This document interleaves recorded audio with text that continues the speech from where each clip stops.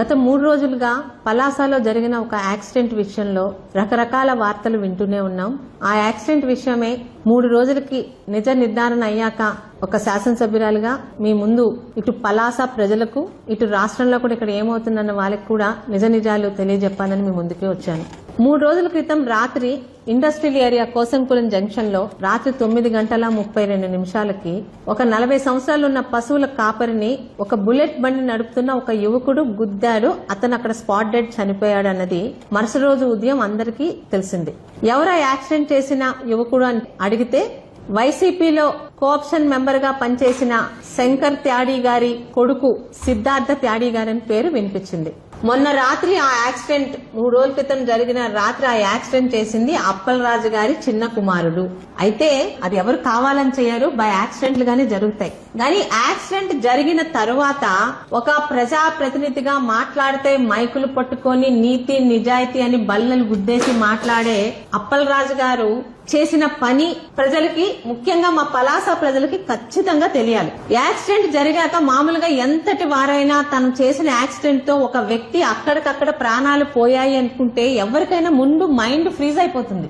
ఏం చెయ్యాలో కాలు చేతులు ఆడవు. కానీ పూర్తిగా క్రిమినల్ మెంటాలిటీ ఉన్న మనందరికీ తెలిసిన మన మాజీ మంత్రి అప్పలరాజు గారు 9:32 గంటలకి యాక్సిడెంట్ అయితే 9:45 కల్లా ఆ యాక్సిడెంట్ లో బండితో పాటు అవతల వాళ్ళని డాష్ ఇచ్చిన అప్పలరాజు గారి కుమారుడు కూడా కింద పడిపోయి ఆయనకు కూడా కంటి మీద, నుదుటి మీద, ఛాతి మీద దెబ్బలు తగిలాయి. 9:45 కల్లా కుమారుణ్ణి తీసుకొని పలాసలో ఉన్న అటు చిన్నబడం వైపు ఉన్న డాక్టర్ బాలకృష్ణ గారి ఆర్థోపెడిక్ హాస్పిటల్ కి తీసుకెళ్తే ఏంటండి ఇంత దెబ్బలు తగిలాయని అడిగినప్పుడు బైక్ నుంచి పిల్లాడు పడిపోయాడు అంటారు. ఏ డాక్టర్ అయినా అంతవరకే అడుగుతారు. అందులో ఆయన తప్పులేదు. ఏ డాక్టర్ అయినా బైక్ నుంచి పిల్లాడు పడిపోయాడని ఆయన హాస్పిటల్లోనే ఆ గాయాలకి డ్రెస్సింగ్, చిన్న చిన్న కుట్లు వేపించుకొని 10 దాటక ముందే తన కొడుకుని ఊరు దాటించేసిన అతి నిజాయితీ పరుడు మనందరికీ తెలిసిన మన మాజీ మంత్రి సీదిరి అప్పలరాజు గారు. కొడుకుని తప్పించడమే కాకుండా తనకి బాగా తను ఏం చెప్తే అది చేసే నమ్మకస్తుల ద్వారా తన అనుచరుడైన ఇంకొక త్యాడి అనే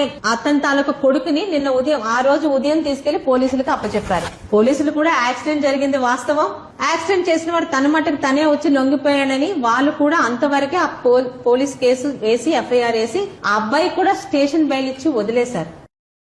2014-19 మధ్యలోని ఇదే పలాసలో నా తండ్రి అయిన గౌతు శ్యామ్ సుందర్ శివాజీ ఎమ్మెల్యేగా ఉన్నప్పుడు ఒక తెలుగుదేశం నాయకుడు ఒక స్వీట్ షాప్ కి వెళ్లి ఆ స్వీట్ షాప్ లోని కుర్రాడుగా ఉన్న ఒక డోకి హరీష్ అనే ఒక చిన్న కుర్రాడి మీద అరవడమో చెయ్యి చేసుకోవడం అనేది ఒక తప్పుడు పని జరిగింది.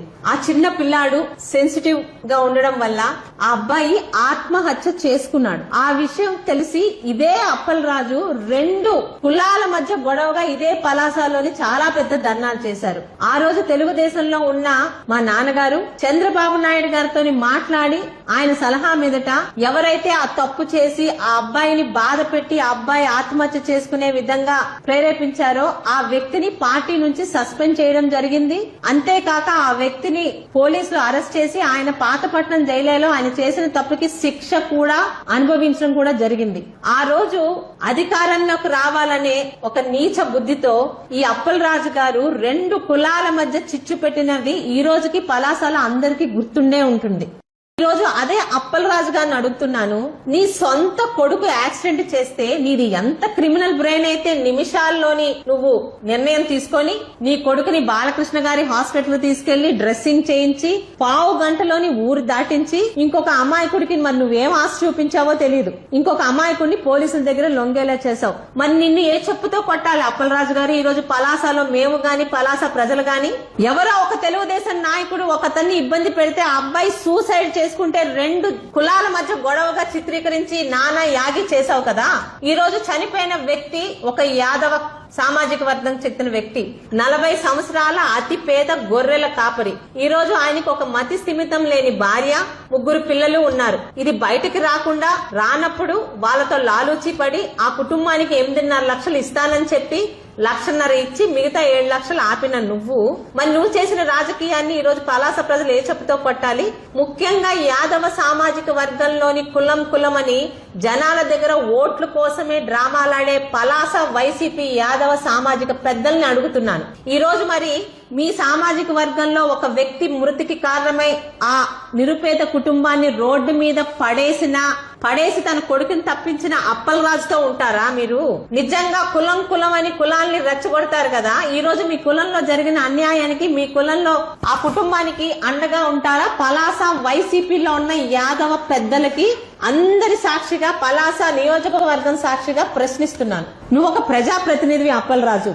2 రోజుల క్రితం మాజీ ఐటీ మంత్రి గారు మన సోదరి ప్రస్తుత హోంమంత్రి అయిన వంగల్పూడి అనిత గారి గురించి మాట్లాడిన మాటలు మరొక్కసారి వైసీపీ పార్టీకి, వైసీపీ నాయకులకి మహిళల పట్ల ఉన్న నీచమైన భావం ఈరోజు బయటపడింది. ఈరోజు మీ ఇంట్లోని వాళ్ళు మాత్రమే మహిళలు కాదు, మేమందరూ మహిళలమే.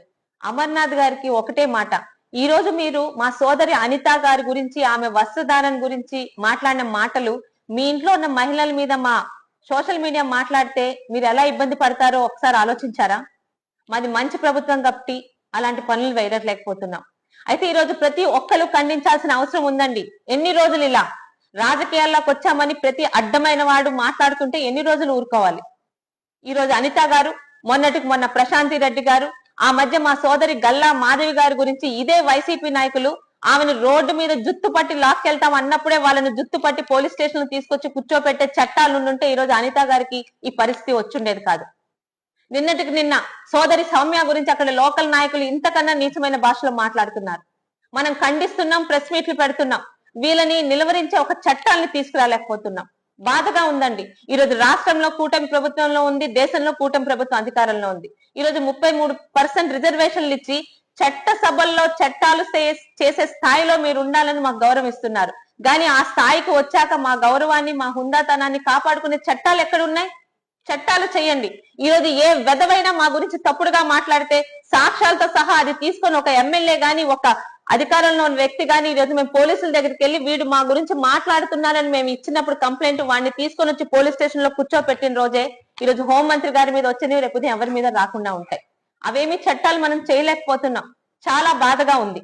ఈరోజు 33% రిజర్వేషన్లు ఇచ్చినప్పుడు మా గౌరవాన్ని, మా హుందాతనాన్ని కాపాడుకునే చట్టాలు కూడా మనం చేయాల్సిన అవసరం ఉంది. దయచేసి మరొక్కసారి అనిత గారి గురించి ఈరోజు అసభ్యంగా మాట్లాడిన అమర్నాథ్ గారు లాంటి వాళ్ళని ఈరోజు ప్రోత్సహిస్తున్న ఆ పార్టీ ఒక్కసారి ఆలోచించాలి. ఈ రోజు ఆ పార్టీకి ఓట్లేస్తున్న ఆడపిల్లలు కూడా ఆలోచించాలి. అంత ఆషామాషిగా ఉందా? ఈ రాజకీయాల్లో వచ్చామని ఎవరు ఏం మాట్లాడుతున్నా మేము వినే స్థాయిలో ఉన్నాం అనుకుంటున్నారా? అయితే ఏవి ఈరోజు ఇష్టం వచ్చినట్టు మాట్లాడుతున్నారు. గత 5 సంవత్సరాలుగా ప్రతిపక్షంలో ఈరోజు ఇక్కడ ఉన్న ఒక మాజీ పశువుల మంత్రి గారు నోటికొచ్చినట్టు మాట్లాడితే ఆ రోజు మన ప్రభుత్వం కాదు, ఏం చేయలేకపోయాం. కానీ ఈ రోజు అధికారంలో ఉన్నాను అయినా ఇదో సోషల్ మీడియా ద్వారా అదే ధోరణిలో వెళ్తున్నారు. కారణం, సోషల్ మీడియాలో గాని బయట గాని నోటికొచ్చినట్టు తిడితే ఒక మహిళని ఎటువంటి చట్టాలు లేవు వాళ్ళని శిక్షించడానికి. దయచేసి ఆంధ్ర రాష్ట్ర ప్రభుత్వంలో అధికారంలో ఉన్న మా పార్టీకి, అలాగే దేశంలో ఉన్న మోడీ గారి పార్టీకి ఒక్కటే విన్నవిస్తున్నాం. దయచేసి మహిళల గౌరవాన్ని కాపాడే చట్టాలు చేయండి. రోడ్డు మీద వెళ్లే ప్రతి వెధవ నోటికొచ్చినట్టు మాట్లాడితే మేము పోలీస్ స్టేషన్కి వెళ్ళి కంప్లైంట్ ఇస్తే మేము ఇచ్చిన కంప్లైంట్ కి ఒక చట్టపరంగా వాళ్ళ మీద యాక్షన్ తీసుకునే చట్టాలు మీరు తీసుకొచ్చినప్పుడే ఇలాంటి ఇబ్బందులు ఆగుతాయి. లేకపోతే మేము ఖండిస్తున్నాం, ప్రెస్ మీట్లు పెడుతున్నాం, 2 రోజుల తర్వాత మామూలు అయిపోతుంది. ముఖ్యంగా ఆంధ్ర రాష్ట్ర ప్రజలు ఆలోచించాలి. ఇలాంటి నీచమైన సంస్కృతిని 2019లో పొరపాటున బుద్ధి లేక అధికారంలోని కొంతమంది కూర్చోబెట్టిన ఈ వైసీపీ పార్టీ వల్ల కదా. అంతకుముందు ఏ పార్టీలు కానీ ఇళ్లలో ఆడవాళ్ళ గురించి, తల్లుల గురించి మాట్లాడలేదే. అసెంబ్లీ సాక్షిగా భువనేశ్వరి అమ్మ గురించి మాట్లాడారు. ఈ రోజుకి మర్చిపోలేకపోతున్నాం అది మేము. దయచేసి చట్టాలను తీసుకురండి.